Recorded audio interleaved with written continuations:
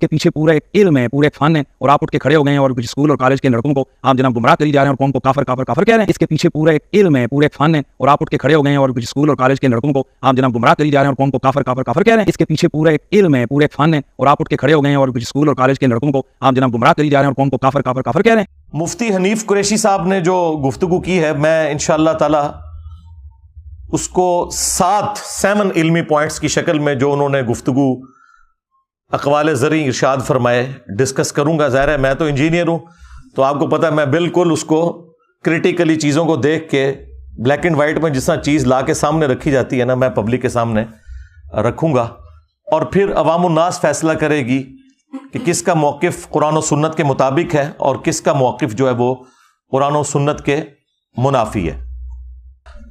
इल्मी point number 1, मुफ्ती साहब ने फरमाया कि इंजीनियर साहब जो हैं वो करोड़ों लोगं को गुस्ताखे रसूल और ख़त्म नबूवत का मुनकिर और काफिर डिक्लेयर करते हैं और उलमा की बेहुरमती करते हैं इन अकायद और नज़रियात की बुनियाद के ऊपर।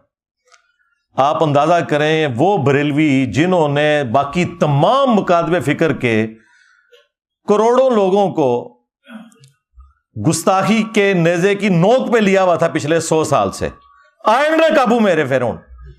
हाँ, अब इनको इस हीट का अंदाजा होगा। जब तक बात दूसरों पे थी ये एंजॉय करते थे, आज अपने पे बात आई है तो अब ये कह रहे हैं कि जी हमें गुस्ताखे रसूल और ख़त्म नबूवत का मुनकिर करोड़ों लोगों को इंजीनियर साहब काफिर कहते हैं। मैंने आज तक ना तो किसी को काफिर डिक्लेयर किया ना गुस्ताखे रसूल डिक्लेयर किया, सवाए उनके जो चिश्ती रसूलुल्लाह के कायल हैं।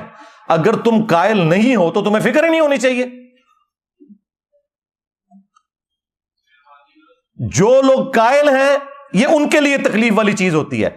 जब तुम्हारा दावा है कि हमारा ये कलमा ही नहीं है, हमारा कलमा ला इलाहा इल्लल्लाहु मुहम्मदुर रसूलुल्लाह है, और इंजीनियर साहब झूठा इल्जाम लगा रहे हैं, फिर कोई तकलीफ नहीं होनी चाहिए। बस फिर अवाम को यही बताया करो कि ये किताबें हमने नहीं छापी, हमारे बुजुर्गों ने ये नहीं फरमाया, हमने मुनाजरे नहीं किए, ताकि अवाम आपकी शक्ल, आपकी पुरानी वीडियोस की शक्ल में आपके सामने रखे कि झूठ बोलना बंद करो। हमने जो झूठा दिफा करते हैं ना, सिर्फ उनके ऊपर बात की है, बुजुर्गों के ऊपर भी बात नहीं की है, उन किताबों की इबारतों के ऊपर बात की है।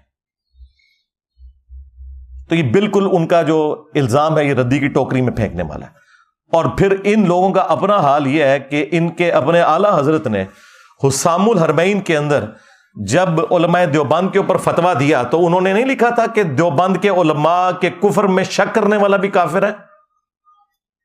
तो करोड़ों देवबंदियों को तो उन्होंने डायरेक्ट काफिर नहीं लिखा था क्या हुस्सामुल हरमैन के अंदर, बल्कि लिखा ये इस्लाम से खारिज हैं और मुर्तद हैं।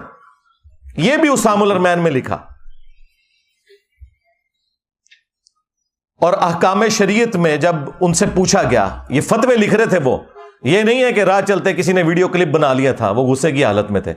फतवा पूछा गया कि बताएं कि ये जो वहाबी हैं, और फिर उस ब्रैकेट को खोला, देवबंदी, अहले हदीस,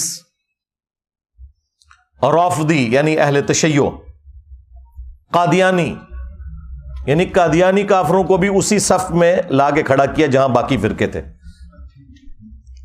नेचरी यानी नेचर में मानने वाले लोग, सर सैयद अहमद खान के, इन सब का जिक्र करके वो बंदा सवाल करता है कि इनके ज़बिये का क्या हुक्म है।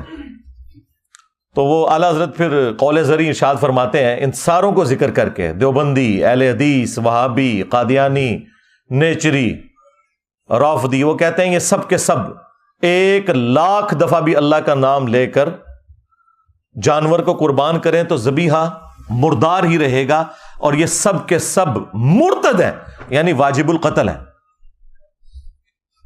शमशीर आला हजरत साहब, तुम्हारे आला हजरत तो अपने सिवा सारे फिरकों के उलमा और उनकी पब्लिक को वाजिबुल कत्ल करार देते हैं। तुम लोगों की ये जुर्रत है कि तुम आज आके हमसे भीख मांग रहे हो कि जी हम पे बात क्यों कर रहे हैं।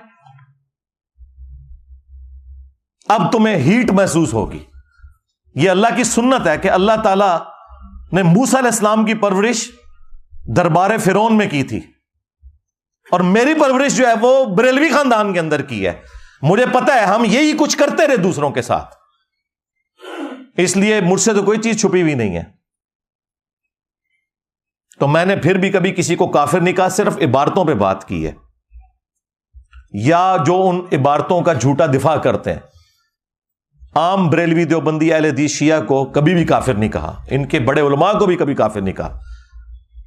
اعلی حضرت میرے سوا کوئی اور بولتا ہے ادر دین بریلوی؟ میں ہی بولتا ہوں نا, تو رسپیکٹ کے ساتھ ہی نام لے رہا ہوں نا. اور پھر اعلی حضرت کے جو ملفوظات ان کے اپنے بیٹے نے جمع کیے, جو پہلی جلد ہے اس کو تو اعلی حضرت نے خود پڑھا ہوا ہے ملفوظات کی, اور اس کی شان میں ربائی لکھی ہوئی ہے, اور وہ ملفوظات کے اینڈ پہ پرنٹ ہوئی ہوئی ہے. مفتی اعظم ہند مصطفیٰ رضا خان نوری, یعنی جو انڈیا میں بریلویوں کے مفتی اعظم, 1981 میں ان کی ڈیتھ ہوئی ہے, جن کی وہ مشہور زمانہ نعت ہے, تو شمع رسالت ہے عالم تیرا پروانہ. انہوں نے یہ ملفوظات جمع کیے ہیں. 3 سوال ہوئے ہیں اعلی حضرت سے. پہلا سوال ہوا ہے کہ کیا وہابی دیوبند اور اہل حدیث کے پیچھے نماز پڑھ سکتے ہیں یا اپنی علیحدہ پڑھیں؟ انہوں نے کہا کہ نہ ان کی نماز نماز ہے, نہ جماعت جماعت ہے. دوسرا سوال ہوا کیا ان کی مسجد میں نماز پڑھ سکتے ہیں؟ تو جواب دیا کفار کی مسجد مثل گھر کے ہے, عام گھر والی اس کی ایک تقدس والا معاملہ ہوگا, مسجد والا تقدس نہیں ہوگا. کفار کی مسجد. یہ نیو ٹی وی پہ بیٹھ کے کہہ رہے تھے ہم نے کبھی ایک دوسرے کو کافر نہیں کہا, یہ ڈائریکٹ لکھا ہوا ہے کفار کی مسجد. خیر اعلی حضرت نے یہ بھی غلط لکھا, کفار کی تو مسجد ہوتی نہیں ہے, کفار کی عبادت گاہ لکھنا چاہیے تھا.